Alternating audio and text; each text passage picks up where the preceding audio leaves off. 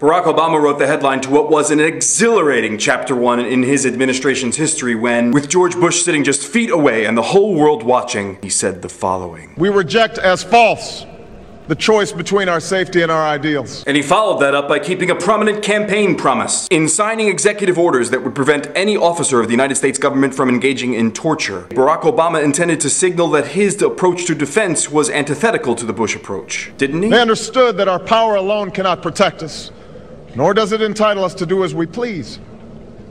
Instead, they knew that our power grows through its prudent use.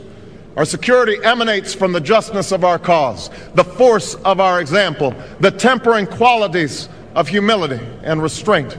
Setting aside, if just for a moment, objections to this bit of revisionist history, objections, that is, to the idea that our security has emanated from our humility and our restraint, it is notable that we did not hear the phrase "war on terror" from Obama's speech. Was this purposeful? White House Press Secretary Robert Gibbs was asked at his first press conference if Obama was intentionally doing away with the war on terror metaphor. His response was that our nation was at war with a far-reaching network of violence and hatred. Now, fighting a war against a network implies a definitive ending, while fighting a war on terror can be done in perpetuity. Fighting a war on terror creates this nebulous distinction between friend and enemy, war and peace, the rule of law and the law of rule. So, for a country shamed by the behavior of our leaders who managed to turn all the global goodwill we received in the months following 9/11 and turn it into a big pile of global animosity, this shift in rhetoric was indeed welcome. Even if Barack Obama could be accused of falsely choosing between our safety and our ideals while he was a US Senator. But bygones be bygones. His days as a candidate are over. Let's evaluate him now as a commander-in-chief. While George Bush famously challenged us to either be with him or against him, Barack Obama is a much more complicated man. And he displayed his complexity in juxtaposition with his speech rhetoric